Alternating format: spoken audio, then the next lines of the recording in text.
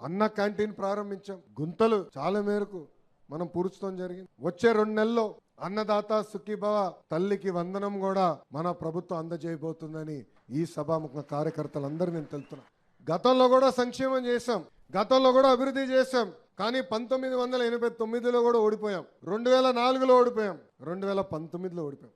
దానికి ఒక కారణం ఉంది. ఆ జబ్బు పేరేంటో తెలుసా? అలక. ఒక కుటుంబంలో మనందరం ఉంటాం. ఆ కుటుంబంలో మనం అనుకున్న నిర్ణయాలు అవ్వకపోవచ్చు. అలాగే ఒక రోజు పడుకుంటాం, కానీ 2వ రోజు మనం అందరం కూర్చుని భోజనం చేసుకుంటాం, కలిసికట్టుకెళ్తాం. నేను పార్టీ ఆవిర్భావ సభలో నేను మాట్లాడా. ఆనాడే చెప్పా, జగన్ గారితో నేను ఎంత పోరాడానో 3 రెట్లు ఎక్కువ నేను తెలుగుదేశం పార్టీలో పోరాడుతున్నా అని చెప్పా.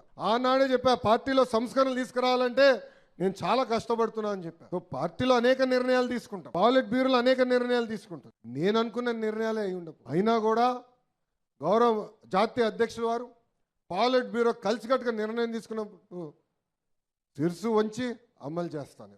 ఒకవేళ ఆ నిర్ణయం మన సిద్ధాంతాలు కానివ్వండి, కార్యకర్తలకు విరుద్ధంగా ఉంది, వ్యతిరేకంగా ఉందనుకుంటే నేను ఇంట్లో పడుకోను, మాట్లాడతా, సీనియర్ని కలుస్తా, జూనియర్ని కలుస్తా. లేదు ఇది కరెక్ట్ కాదేమో, ఏదోటి చేయాలి, దీన్ని ఎట్ట చేయాలి రాబోయ్ అని మాట్లాడతా. ఇది మీరందరూ తెలుసుకోవాల్సింది, మనందరం నేర్చుకోవాల్సింది.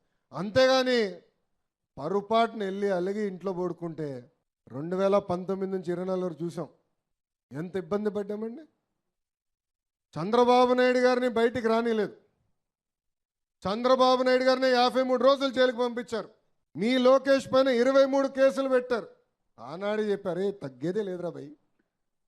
ఆనాడే చెప్పా, జగన్ గారు ఎన్ని కేసులు పెడతారో పెట్టుకోండి, ఆ కాగితం మడిచి ఎక్కడ పెడతాడో కూడా పెట్టుకోండి అని చెప్పా.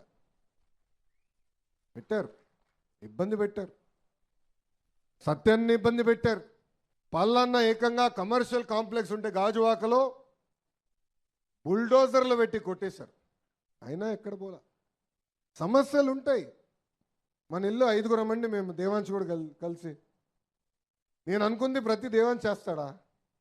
మీరే చెప్పండి. ఈరోజు పిల్లలు వింటారు అంత ఈజీగా.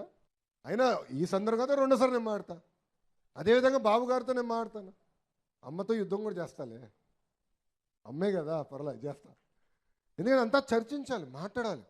సో నేను కూడా ఇక్కడ ఉన్న కార్యకర్తలు కోరేది అదే. ఏదో అయిపోయిందని మనం అధైర్యపడతాం కాదు, ఏదో అయిపోయిందని ఇంట్లో పడుకుంటాం కాదు. నమ్ముకున్న దానికోసం మాట్లాడాలి, చర్చించాలి. జాతీయ అధ్యక్షుల వారు పార్టీ ఆఫీస్లో ఉంటారు, నేను ఉంటాను, ప్రజా దర్బారు పెడుతున్నా, కలుస్తా, సమస్యలు పరిష్కరించే బాధ్యత మేము తీసుకుంటాం. ఎస్, మన నియోజకవర్గంలో ప్రత్యేకమైన పరిస్థితులు, అందుకే పార్టీ అబ్జర్వర్ని 2 వేశారు. ఈరోజు అబ్జర్వర్స్ ఆధ్వర్యంలో కమిటీలు వేసుకుందాం, ఇతర కార్యక్రమాలు చేసుకుని ముందరికెళ్దాం. మీరు ఎవరికి సందేహాలు అవసరంలా, ఎవరికి డౌట్ అవసరంలా. ప్రతి విషయం గౌరవ ముఖ్యమంత్రి చంద్రబాబు నాయుడు గారికి తెలుసు. ప్రతి నెల ఆయన ప్రతి నియోజకవర్గం రివ్యూ చేస్తున్నారు. ప్రతి నెల ప్రతి మంత్రిని గౌరవ ముఖ్యమంత్రి గారు లంచ్ పెట్టి కలుస్తున్నారు, భోజనం పెట్టి కలుస్తున్నారు. నేను అనగాని సత్యప్రసాద్ గారిని కలిసినప్పుడు ఆయన కిందున్న నియోజకవర్గాల వారిగా చదివింపించారు. ఏం జరుగుతుంది, ఇక్కడ ఏం చేయాలి, అక్కడ ఏం చేయాలని. గౌరవ ముఖ్యమంత్రి గారు ఏదో అక్కడ ఉన్నారు, ఆయన తెలియదు అనుకుంటాం, చాలా పొరపాటు.